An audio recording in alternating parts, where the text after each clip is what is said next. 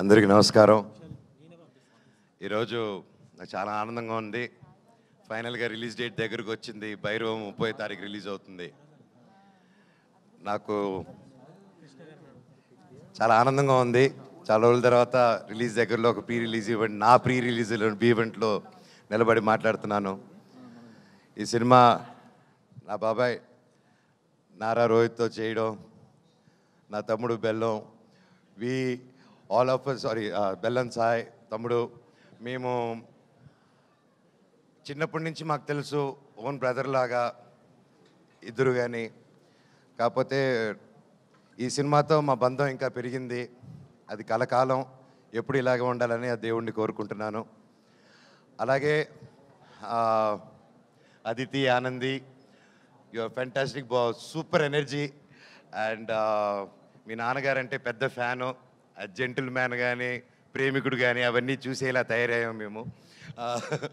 So thank you so much for being a part of our film. It was a great time and looking forward to work more. అలాగే ఆనంది గారు, ఆవిడతో సెట్లో work చేయడం, she's a great performer. And ఆవిడతో చేయడం I'm really happy and it was a great experience అండి. And you did a fantastic job in the film. Looking forward.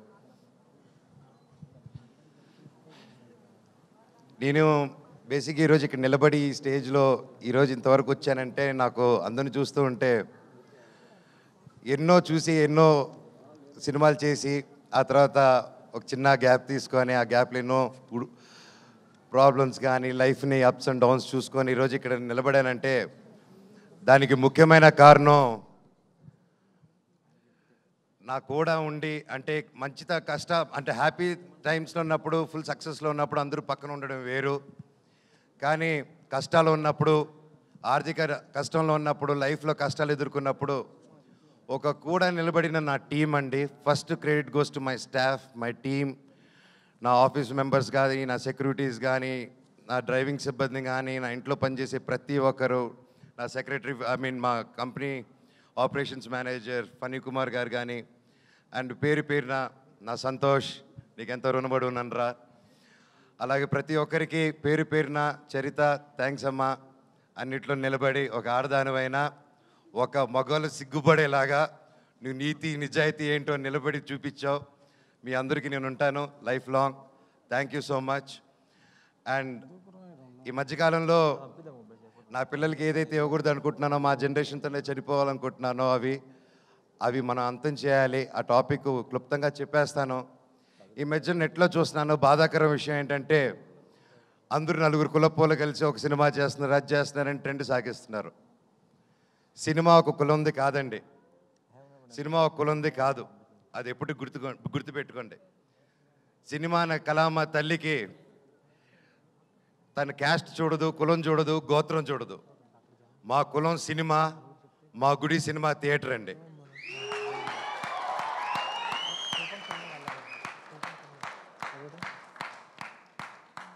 Cinema ticket చిరిగేటప్పుడు ఇది రెడ్డి సినిమానా, కమ్మ సినిమానా, కాపు సినిమానా, క్రిస్టియన్ సినిమానా, హిందూ సినిమానా, ఎవరి సినిమా అని చూడరు.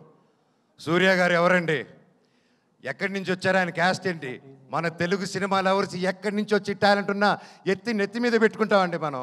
అంత గొప్ప ఇండస్ట్రీ మంది. మన సందీప్ రెడ్డి వంగ గారు ఎవరండి, మన తెలంగాణ ఆయన. అక్కడ బాంబేలో ఆయన జాటనా కపూరనా ఏమని చూసి ఆయన అక్కడ నెత్తి మీద పెట్టుకున్నారు. టాలెంట్ మన ఇండియన్ సినిమాలో టాలెంట్ లేకపోతే పక్కన పెడతారు. కష్టం, హార్డ్ వర్క్ ఉంటే, టాలెంట్ ఉంటే ప్రొడ్యూసర్లు నెత్తి మీద పెట్టుకుని పైకి తీసుకెళ్తారు. ఏమండి, ఆ నెట్లో అది రాసి పోస్టులు చేసిన వాళ్ళకి ఒకటి అడుగుతాను, మీ ఫ్రెండ్స్కి కానీ ఎవరికైనా ఫోన్ చేసి ఒక 10,000 20,000 అడగండి. ఈ రోజుల్లో అది ఎంత కష్టమో, ఎంత ఆలోచించిస్తారో అని. కానీ ఈ కులం చూడకుండా, మతం చూడకుండా, బ్యాక్గ్రౌండ్ చూడకుండా, వీడు ఎవడని తెలియకపోయినా ఒక టాలెంట్ చూసి, కష్టం చూసి, డబ్బు వస్తుందా రాదా అన్న సంగతి తర్వాత ముందు నమ్మి ఒక ఆర్టిస్ట్ మీద డబ్బేసి పెట్టడమే మన హీరోస్, మన ప్రొడ్యూసర్స్.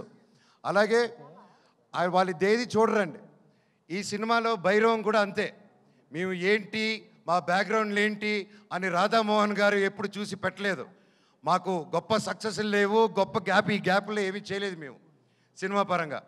అయినా మా ముగ్గురిని నమ్మి ఈ సినిమా చేశారంటే సార్ మీ గుండె గొప్పది, మీలాంటి ప్రొడ్యూసర్లు ఎలా కాలం బ్రతికుండాలి సార్. మీరు శ్రీధర్ గారు మీలాంటి వాళ్ళు ఉండాలి సార్.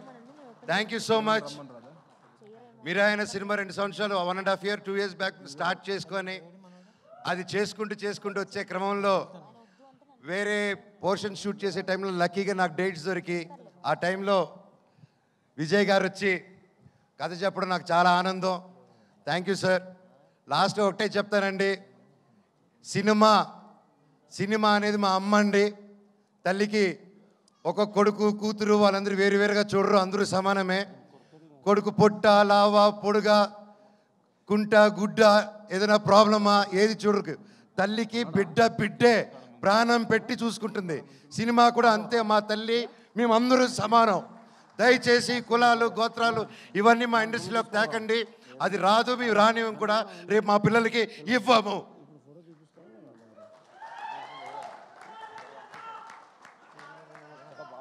అద్భుతంగా ఉంది తమ్ముడు, కరెంటు తీగ ఇక్కడ. అలాగే ఈ మధ్యకాలంలో బాయ్కాట్ ట్రెండ్ ఒకటి నడుస్తుంది, అది చూశాను. అది చూసి ఎందుకు, బట్ అది నాకు మాట్లాడాల్సిన అవసరం, సో అది చెప్తాను. నాకు అది చెప్పకముందు నా డైరెక్టర్ గారి గురించి ఒకటి చెప్పాలి.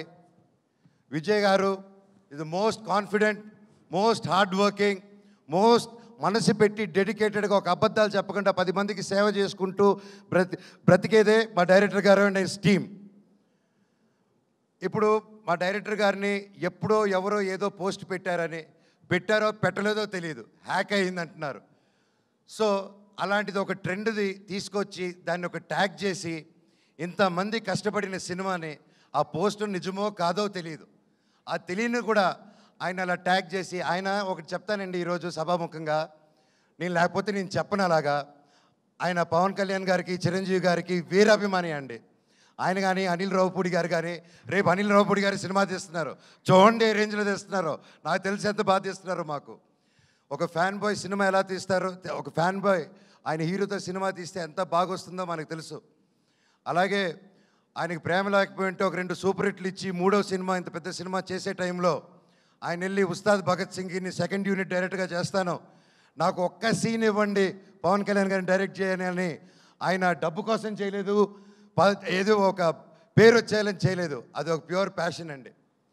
ఏమంటే నేను ఒకటే చెప్తాను, ఆయన మెగా ఫ్యాన్స్లో ఒకరు, అండ్ అది నేను గర్వంగా చెప్తాను ఆయన గురించి. ఈరోజు ఒకరిని అభిమానించి ప్రేమించి జీవితాంతా ఆరాధించి అందరూ ఒక గ్యాంగ్గా ఉన్నప్పుడు సడన్గా అందరు తిరగబడి అందరు నిన్ను ఒక్కడిని చేసి నేను ఒక అన్ని తప్పుడు మాటలు చెప్తుంటే నీ గురించి అది ఎంత కష్టమేస్తుందో, ఎంత ఒక మనిషి క్షీణించిపోతాడో అది పడేవాడికి నాకు తెలుసండి. ఈరోజు మా డైరెక్టర్ గారిది కూడా అదే పరిస్థితి నాకు తెలుసు. గత 2 రోజులుగా ఇంక ఎవరైనా పట్టించుకున్నాడు, ఆయన డోంట్ కేర్ అనే వ్యక్తి. ఆయన సొంత కుటుంబం అనే మెగా ఫ్యాన్స్ ఆయన మీద అంటుంటే ఆయన అలా డల్గా అయిపోతే నేను అది చూడలేకపోతున్నాను. డైరెక్టర్ గారు మీది మంచి మనసు, మీరేంటో మా అందరికీ తెలుసు. అండ్ నేను చెప్తున్నా, సినిమా లవర్స్ ఎవరు, ఏ రాష్ట్రం నుంచి హీరో వచ్చాడు, తమిళ్ హీరోనా కన్నడ హీరోనా ఏది చూడకుండా, తమిళ్ సినిమానా తెలుగు సినిమాని చూడకుండా, క్యాస్ట్ చూడకుండా కంటెంట్ బాగుంటే సూపర్ హిట్ చేసేదే మన తెలుగు ఫిలిం ఇండస్ట్రీ.